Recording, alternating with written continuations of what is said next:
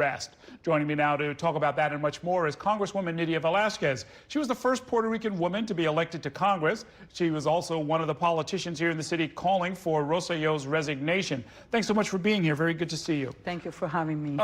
You were early in detecting that there were problems. Had you heard from the island that there were sort of corruption and other issues going on before the release of those text messages?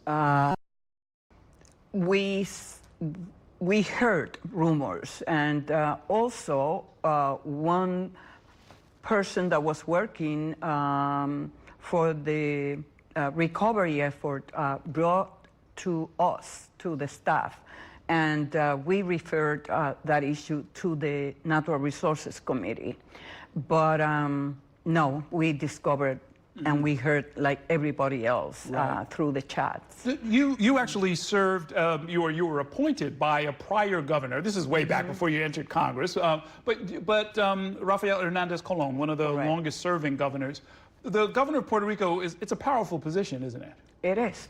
It is. The legislature is not that strong institution, and basically they just follow the line of the executive, of the governor. So there is a lack of oversight, serious, honest oversight coming from the legislature. The peculiar status of the island as a commonwealth does give Congress a lot of power of oversight as well, though, doesn't it? Well, more so now after Promesa and the financial crisis.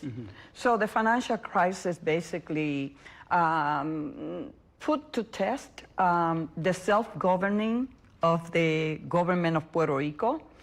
Since then, there has been, based on cases ruled by the U.S. Supreme Court, that Puerto Rico basically is under the jurisdiction of Congress. It's the territorial clause.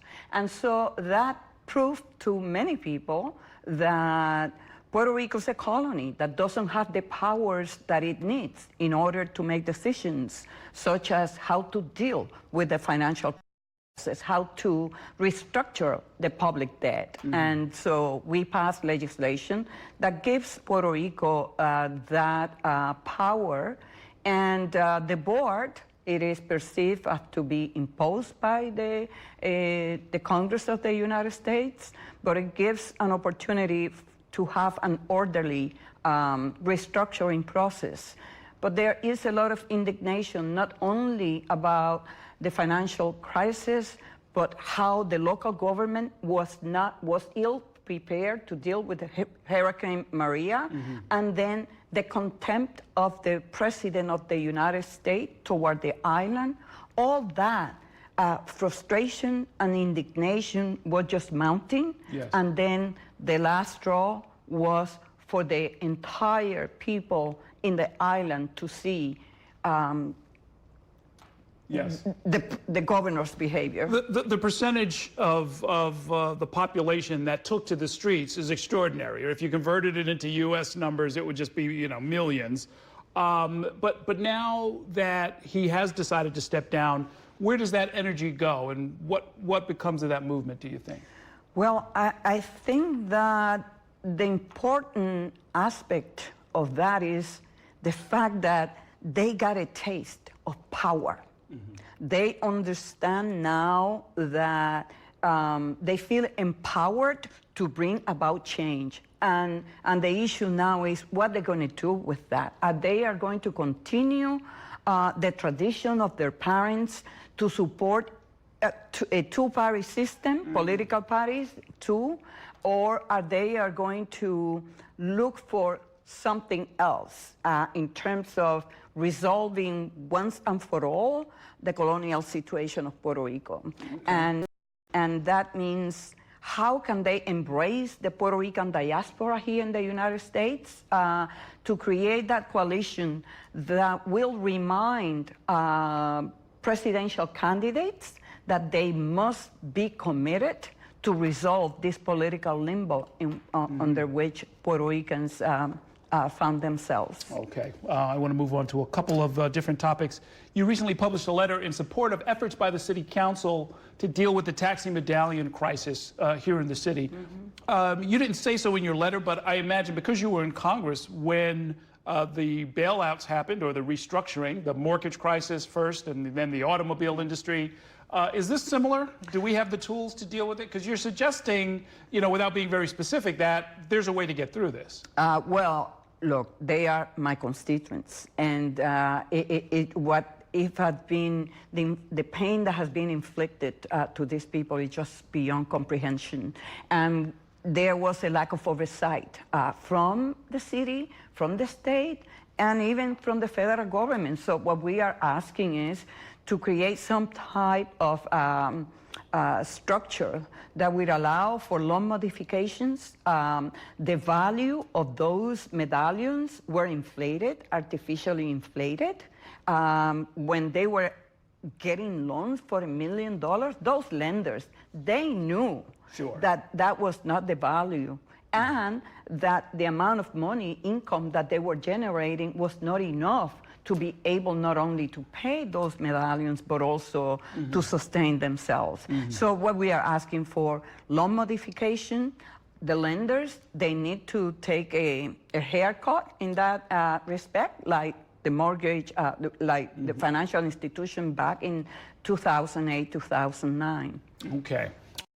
And then last but not least, in our final minute, there's been all of this talk about a split within the Democratic majority in the House of Representatives.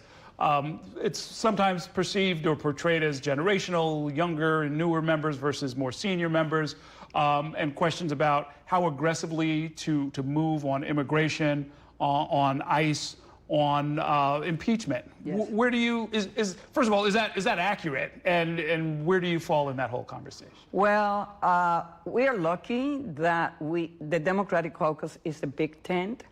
Is very, the diversity is our strength. But also, yes, there is like every family, there are some issues. But I don't think that there is a split. We need to have better communication. We need to provide the space for each one of us to listen to each one of us, to people learned about other congressional districts, because the positions that I take might be good in my district, but might not be good for those, 42 congressional districts that are marginal districts. And we have to define, yes, we want to be able to push forward a progressive agenda, but the question is, are we going to have enough votes to pass it in the Senate? And should we also focus on getting those re-elected from marginal districts so that we are in power more than just one term? So there are many questions that need to be answered, but I think that communication is very important. I did support impeachment, but I do understand why it is important that we start an impeachment inquiry that would allow for the public to see by themselves the kind of behavior and obstruction of justice that was committed by the president, and that the only way that happens is by having the investigation to be concluded by the Judiciary Committee and Government and Oversight. Okay. We will continue to watch. Thanks so much. It's been a tumultuous week for Congress, for Puerto Rico, for all of the things that you work on. Thanks so much for coming by to spend a